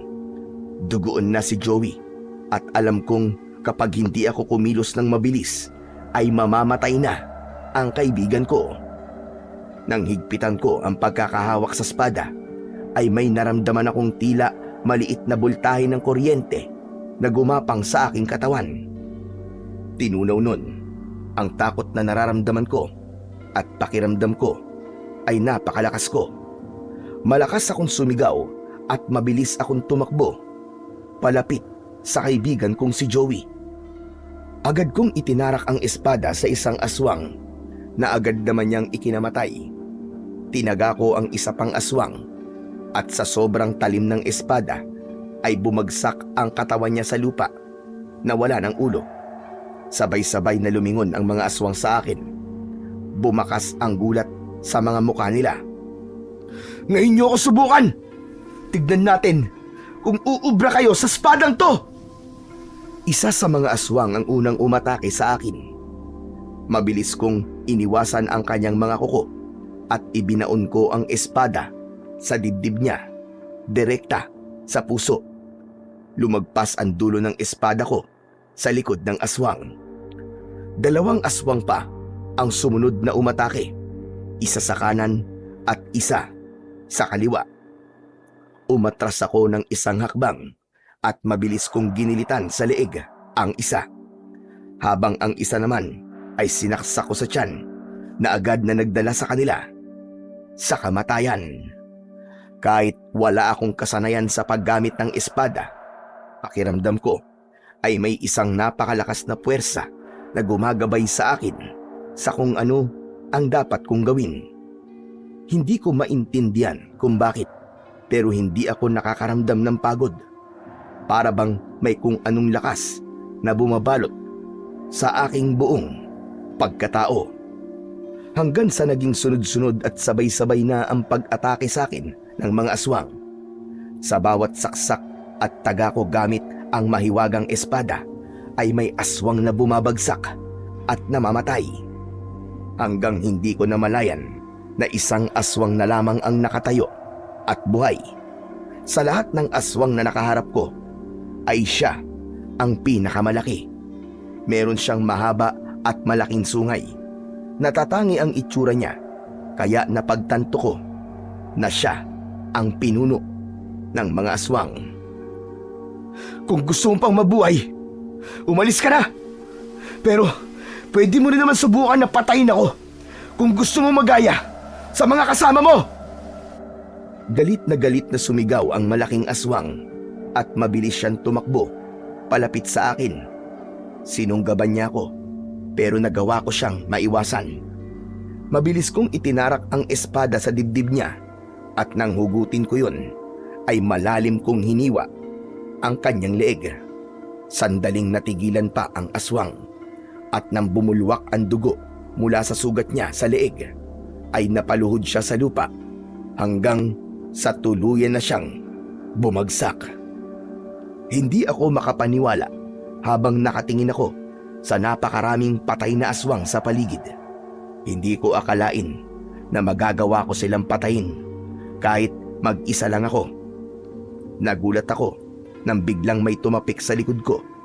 Paglingon ko ay nakita ko si Joey na duguan at puno ng sugat sa iba't ibang parte ng kanyang katawan. Mabilis kong binitiwan ng espada nang makita kong matutumba si Joey. Agad ko siyang sinalo at maingat ko siyang inihiga sa lupa. Chong, ang galing mo ah. Paano mong nagawa yun? At saan mo nakuha yung espada na yan? Chong, nakita ko sa pinakailalim ng batis yung espada. Sa totoo lang, nagtataka rin ako kung paano ko nagawang patayin lahat ng aswang na nandito sa kuweba. Wala naman kasi akong alam sa paggamit ng espada eh. Saka nung nakita ko yung espada, nagliliwanag tas puno siya ng kalawang. Pero biglang naglaho nung hawakan ko at makikipaglaban na ako. Sa tingin ko, may samaligno yung espada. Ewan ko, Chong. Naguguluhan ako sa mga sinasabi mo. Hindi ko maproseso ang paliwanag mo sa akin kasi, aray, sobrang sakit ang sugat ko. Ay, oo nga pala.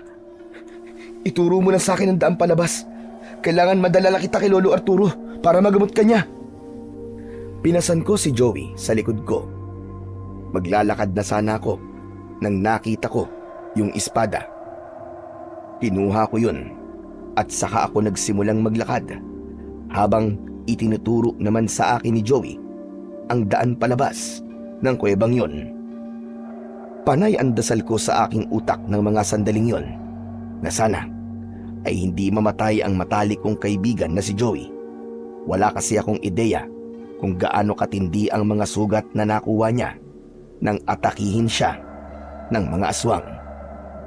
Hindi nagtagal ay narating na namin ang bukana ng kuweba.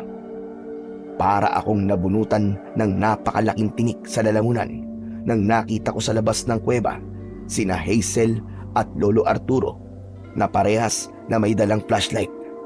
Halatang kanina pa sila naghihintay sa paglabas namin. Agad nila kaming sinalubong. Sandali kong ibinaba sa lupa si Joey.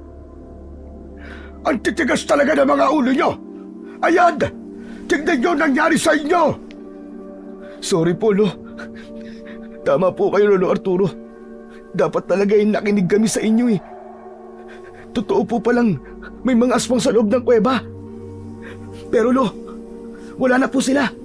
Patay na po silang lahat. Ano ka mo? Patay na lahat ng mga aswang.